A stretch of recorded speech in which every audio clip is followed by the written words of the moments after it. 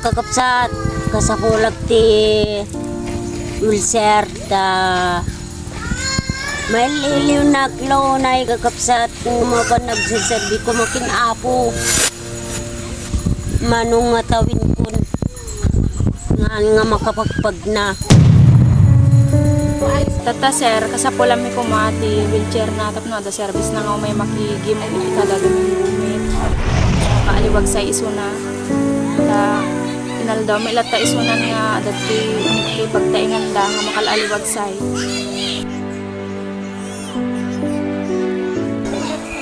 So nasa 5 taon na daw si Lola na pilay at naputol na bali or na-dislocate itong paa niya nung nahulog sa bangin.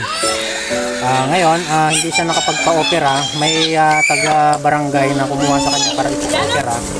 Pero natakot daw siya. Tinakot daw ng mga kasamahan kasi baka hindi niya makaya. Pero kung sakali man daw na makakahingi tayo ng tulong at ipapagamot ulit yung kanyang paa, ay hindi na daw siya natatakot.